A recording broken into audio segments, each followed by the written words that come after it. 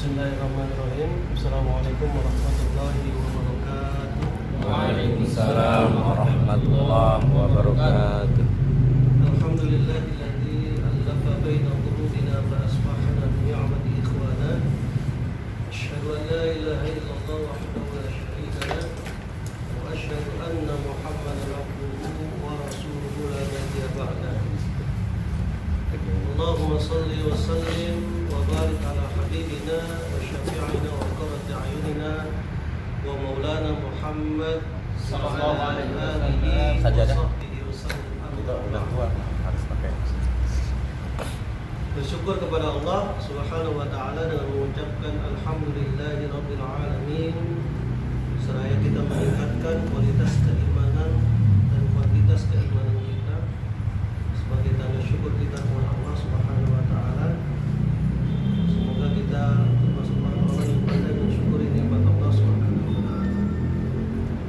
Bersalawat kepada junjungan kita Nabi besar Muhammad sallallahu alaihi wasallam dengan mengucapkan Allahumma salli ala sayyidina Muhammad wa ala ali sayyidina Muhammad. Dan juga kepada para keluarganya, para sahabatnya dan para pengikutnya hingga kiamat nanti. Semoga kita tetap setia menjalankan sunnah-sunnah beliau sehingga mudah-mudahan kita termasuk orang-orang yang akan mendapatkan syafaatul uzma di yaumil qiyamah nanti. Amin. Amin amin ya rabbal alamin. Sahabat Quran yang dirahmati Allah Subhanahu wa taala, sebelum kita memulai kajian tajwid kita, ada baiknya kita membaca suratul Fatihah kepada diri kita masing-masing. Semoga Allah memberikan kesehatan kepada kita. Semoga Allah melancarkan rezeki kita. Semoga Allah memudahkan segala urusan kita. Amin. Membuat kita lebih giat beribadah.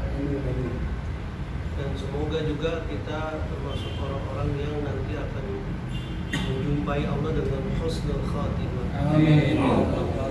Dan juga kepada saudara-saudara kita yang masih ada ataupun yang sudah tiada, apakah ini kita juga titipkan kepada mereka. Juga kepada saudara-saudara kita yang masih sakit, yang masih dirawat, yang masih mungkin masih ditimpa penyakit, mudah-mudahan Allah angkat penyakitnya, Allah sembuhkan mereka.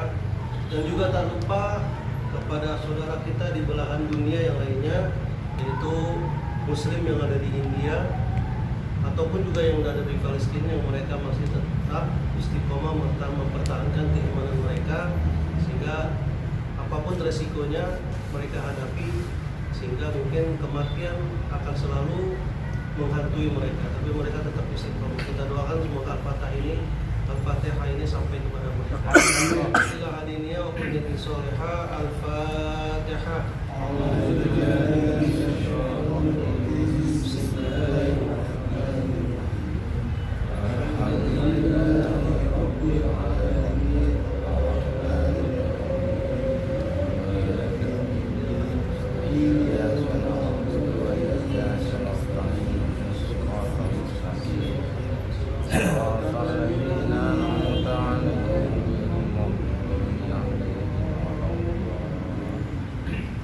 Sobat Quran yang dirahmati Allah Subhanahu wa taala, saya mengucapkan ucapan terima kasih dan apresiasi sebesar-besarnya atas pilihan saudara untuk hadir pada saat ini, pada kesempatan yang berbahagia ini, dan mudah-mudahan kita tetap istiqomah dengan keimanan kita, istiqomah dengan semangat kita. Semoga Allah mengumpulkan kita di syurganya nanti. Amin. Amin. Dalam ayat Al-Fussilat, innal ladzina qalu rabbuna Allah tsumma istaqamu. Sesungguhnya orang-orang yang mengatakan Tuhan kami adalah Allah, tsumma istaqamu, kemudian mereka beristiqamah. Coba perhatikan ayat ini. Ya ayyuhalladzina innal ladzina amanu, sesungguhnya orang-orang yang beriman. Innal ladzina qalu, sesungguhnya orang-orang yang mengatakan Rabbuna Allah, Tuhan kami adalah Allah. Berarti tsumma istaqamu, kemudian mereka beristiqamah. ketika mereka mengucapkan Tuhan kami adalah Allah, tsumma istaqamu, kemudian mereka beristiqomah, artinya di situ ada ujian Allah Subhanahu wa taala. Di situ ada cobaan yang Allah berikan kepada orang-orang yang mengatakan innal ladzina qalu rabbuna Allah. Mereka yang mengatakan Tuhan kami adalah Allah. Ujian yang Allah berikan kepada mereka, lalu mereka tsumastaqamu, mereka tetap beristiqomah dengan keimanan mereka. Seperti yang saya ceritakan dulu kemarin atau beberapa hari yang lalu, beberapa pertemuan yang lalu, tukang sihirnya Firaun ketika beriman kepada Tuhannya Nabi Musa dan Harun, ya ketika dites, diuji atau diuji kemampuannya melawan Nabi Musa, akhirnya dia melihat mukjizat Nabi Musa adalah sesungguhnya adalah kebenaran yang hakiki. Karena tukang sihir tahu bahwa yang dikeluarkan Nabi Musa itu bukan sihir, tapi mukjizat. Akhirnya tukang sihir Fir'aun itu beriman kepada Musa, beriman kepada Tuhannya Musa dan Harun.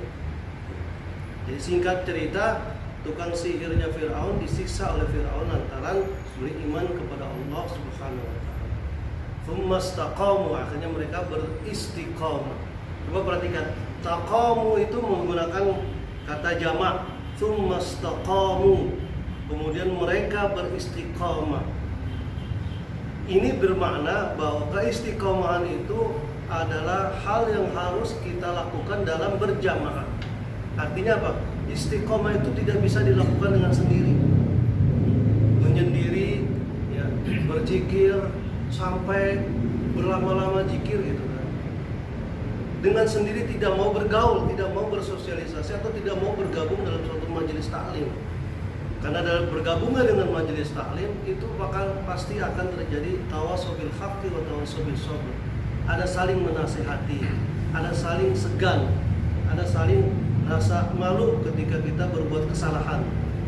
Dengan berjamaah otomatis kita akan merasa keistiqomahan kita itu akan lebih utama dibandingkan dengan kita sendiri.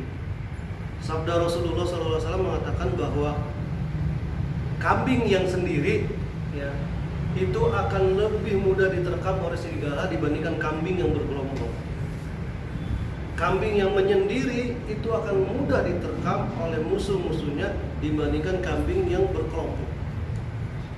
Artinya apa? Muslim yang sendiri itu akan rentan digoda oleh setan, akan rentan dimasuki oleh setan, akan rentan tergoda oleh godaan-godaan setan. Jadi mudah-mudahan dengan kita berkumpul di sini adalah suatu sarana kita untuk tetap beristiqomah kepada Allah Subhanahu wa taala. Ya, di akhir hayat kita, ya di akhir hayat kita adalah kita termasuk adalah orang-orang yang husnul khotimah. Amin. Karena di akhir hayat itu adalah hal-hal yang terpenting. Di akhir hayat kita itu adalah hal-hal yang sangat urgent. Karena apa? Di sakaratul maut kita akan diuji. Di sakaratul maut itu ujian yang sesungguhnya, dan setan nggak mau ketika kita menghadapi sakaratul maut atau ketika nyawa kita dicabut oleh Allah, kita beriman kepada Allah. Setan maunya ketika kita meninggalkan dunia kita kafir. Itu akan digoda. Kalau nggak percaya coba sakaratul maut. Ketika sakaratul maut itu akan digoda. Makanya kenapa kita disunnahkan untuk mentalkin. Talkin itu adalah membimbing orang yang sakaratul maut itu dengan ucapan la ilaha illallah. Kan makanya ada hadis yang mengatakan bahwa barang siapa yang di akhir hayatnya mengucapkan la ilaha illallah dakhalal jannah, mereka akan pasti masuk surga. Wah, enak banget. Iya, memang enak. Tapi coba jajal, bisa nggak kita mengucapkan la ilaha illallah di akhir ayat kita? Karena disitulah setan akan mempertaruhkan segala kekuatannya untuk menggoda kita supaya kita tidak beriman ketika kita terlepas nyawa kita dari jasad kita. Itu susah, itu luar biasa godaan setan. Setan akan datang menyerupai wajah orang tua kita. Setan akan datang menyerupai orang-orang yang terdahulu kita, yang kita hormati, yang kita segani, yang kita Lalu setan itu mengatakan dengan menyerupai orang tua kita atau guru-guru kita, dia mengatakan bahwa guru-guru kita yang sudah meninggal ya, orang tua kita yang sudah meninggal, sambil mengatakan bahwa selama ini saya salah, bahwa yang benar adalah agama Nasrani, agama Yahudi, agama penyembah berhala, maka tinggalkanlah Islam. Jadi gitu akan datang setan menyerupai orang tua kita atau guru-guru kita atau yang kita segani atau yang kita tokohkan, datang menasihati kita untuk meninggalkan Islam. Makanya ada satu kisah Imam Ahmad atau Imam siapa saya lupa, ketika dia akan menghadapi sakaratul maut itu godaannya luar biasa. Sampai muridnya mengatakan, "Ya Syekh, ucapkanlah la ilaha illallah." Lalu Imam Ahmad itu mengatakan, "La." Sekali lagi, la ilaha illallah. Imam Ahmad mengatakan, "La." Artinya tidak mau gitu kan. Sampai 3 kali mengucapkan la ilaha illallah, tidak mau. Seorang imam mazhab kita, salah satu imam mazhab di antara 4 imam mazhab yang kita kenal, itu ketika sakaratul maut masih digoda dan mengucapkan la ketika diajak untuk mengucapkan la ilaha illallah. Bagaimana dengan kita yang imannya baru separuh, bukan separuh lagi gitu kan? Ada separuh juga. Spasi. Seperempat juga kurang. Yang masih digoda kalau ada ujian atau ada kenikmatan, lupa gitu kan. Lupanya bukannya lupa sholat, lupa puasa, lupa ngaji dan sebagainya. Itu digoda sedikit aja. Ternyata ketika Imam Ahmad sadar dan dikembalikan ke Allah kesehatan semula, dia mengatakan bahwa saya tidak bermaksud mengatakan tidak mau mengucapkan la ilaha illallah.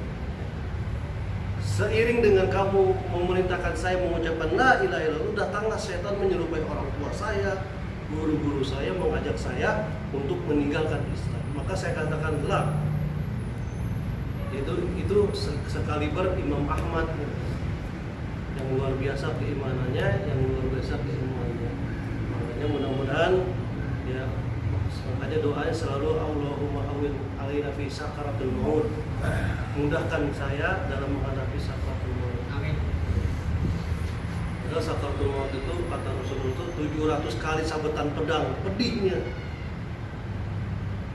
Ketika Rasulullah menghadapi sakaratul maut, kata Rasulullah, "Ya Jibril, apakah ini pedihnya sakaratul maut?"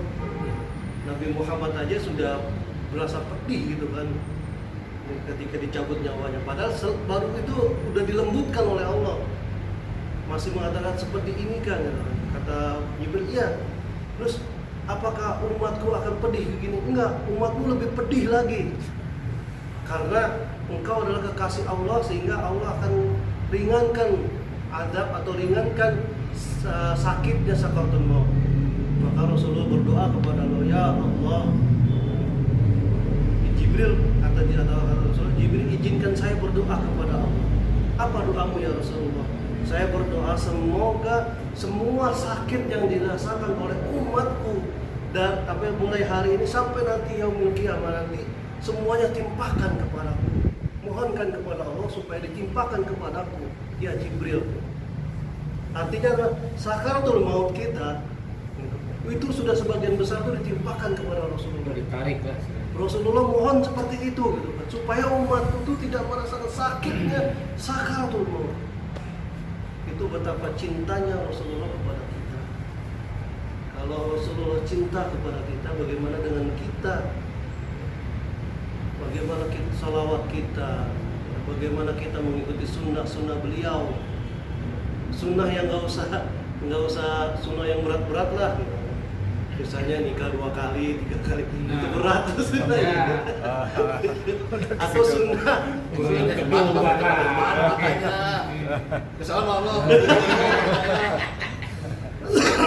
atau sunnah yang enteng-enteng aja. Makan pakai tangan kanan, berdoa ketika masuk WC, berdoa ketika ngaca, berdoa ketika makan, berdoa selesai makan. Itu sunnah-sunnah Rasulullah. Ini maaf, bukannya mengabaikan orang yang cinta salawat itu amat sangat bagus.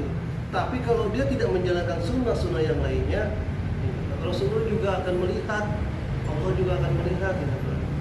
Jadi makanya kemarin saya bilang fisil mikafah, menyeluruh gitu kan. Salawat getol, tapi ketika dia makan atau minum atau hal-hal yang keseharian itu dia menggunakan sunnah-sunnah Rasulullah, mencintai Rasulullah.